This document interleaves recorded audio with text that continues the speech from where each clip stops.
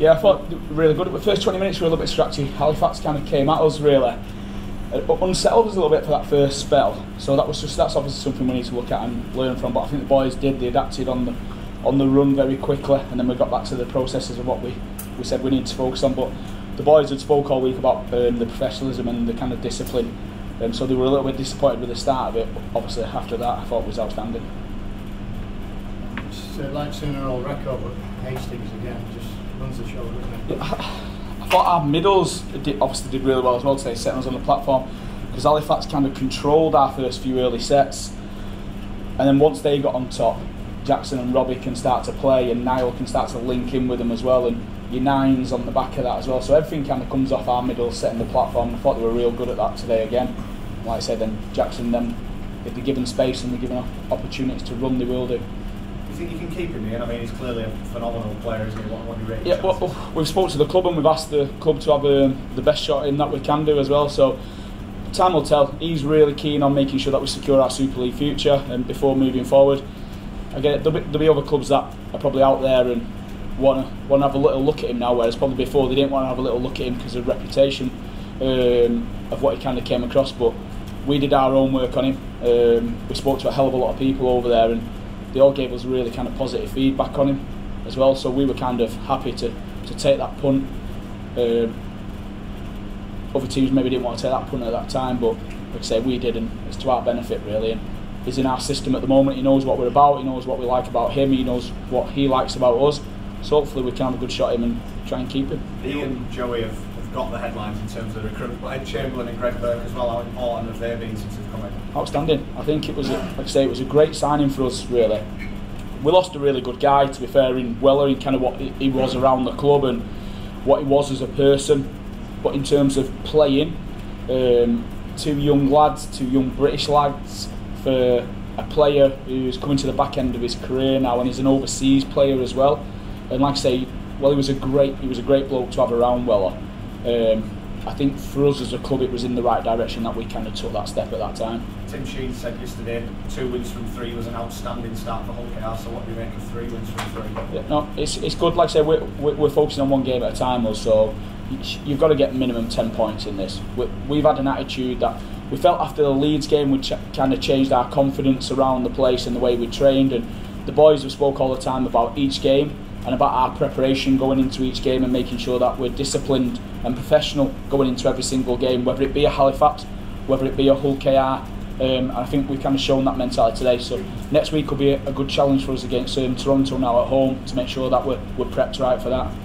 There were all sorts of really good performances, not just the tries, but what you make of his actual contribution on the ball. It's been good, mate. I think the one positive, and it was probably tough earlier on in the season, and we said this about the young lads from maybe the year before, but the one good thing that's happened here is Darrell, who's came in, Chris Bryning when he came in, Ed Chamberlain now as well, Greg, Daniel Murray, all these young lads are all starting to develop and improving themselves as players and as people as well around the club, to be fair, and they buy into what we want as a club, and that's probably the key thing, is the group work really hard to kind of create that kind of environment where everyone enjoys being and able to express themselves as well, and they've added to that since they've come in. And Darrell, as like I say, he's took his opportunities really well, because ideally he wasn't meant to play this many games in his first season. Obviously we had Manu at the beginning of the year and then he got injured, but I think he's took his opportunity really well, mate. Word on the fans, they came in the numbers today and they never showed. Outstanding. I think that's the biggest following we've had for a while, mate, to be fair, and the noise room was good as well, and that helps generate an atmosphere as well when you're playing teams away, because you have to do it tough, and we came here expecting to do it tough as well against Halifax. I think the way Halifax have gone about their business this year and the way Richie's gone about his business, I think it's kind of credit to them as a club, and I know it's a good club through playing here, but I think they just keep taking steps forward, Halifax, underneath Richie and them. With regards to getting those 10 points, how important is it you can get it done if you can 5 from 5 just from a recruitment perspective and that uncertainty? Yeah, you just answered probably your own question there with that, with a little bit, because it is the sooner you do it. The thing, if you think now in Australia, a lot of teams are finishing now, so there's players who are going to be going away from the club who are off contract who are going to be wanting to get themselves sorted out. So other clubs probably have a jump start on us there. So it's important for us to kind of get it done as early as we can, so then we can look to to recruit smartly, because we are behind the ball game on that. And like I say, the decision obviously rests with the club and where they want the club to go forward. I know where I want the club to go, but we need to all be on the same page as a club. And I think hopefully we've just started to turn the corner with being able to bring people like Jackson and Joey in, and hopefully being able to keep them kinds of players within our environment. You mentioned Jackson and the clubs may be interested. Are you aware that there isn't interest elsewhere in it now? It would be stupid if there wasn't, mate, to be honest with you, he's an NRL player. I talked to Jackson.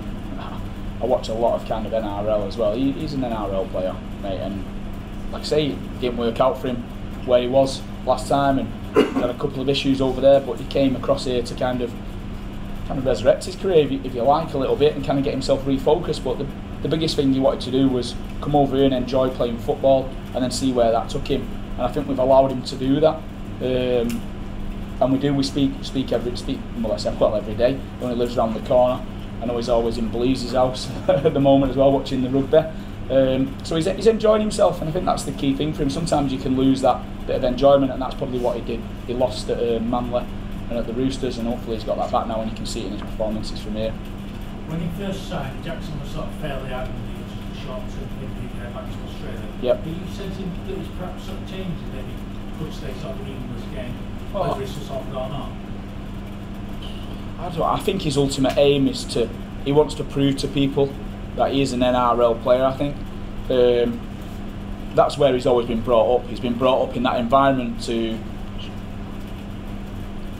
He's been brought up in the environment where everyone wants to be an NRL player, an NRL star, and maybe he got it really young, and that probably didn't help him really, because he had to control the Roosters team at a very young age when Mitchell Pearce was missing at the beginning of the season. And it was maybe probably a little bit too much pressure at that time for him to handle. But I think he's learning, and like I say, he's enjoying himself. And yeah, we know people are going to be interested in him, and the way he decides to look at it, it'll be what he decides at the end of the season, really, I suppose, and whether he wants to stay here, whether he wants to go to an NRL club, or he wants to face a different challenge. That's for Jackson to make that choice. We can just make it as comfortable as it can be for him now and put the best offer forward to him. Doesn't get many, but Darcy's smile when he went in under the post. Joy to watch. Yeah, really pleased for Lama. Lama's been finding form again just recently, and kind of carrying us as a middle, really generating some momentum with us with his leg speed and his quick play the balls. And the one thing he hadn't done was score a try. So when he come on that line there and scored the try, I think that's where you're seeing all like the relief of him. But yeah, no, I thought it was outstanding, Lamsey. I think he did something like 63 minutes straight off the bat today, and he probably would have wanted to stay out there a little bit longer, but it's a short turnaround for Toronto, so we need to be a little bit smart with him.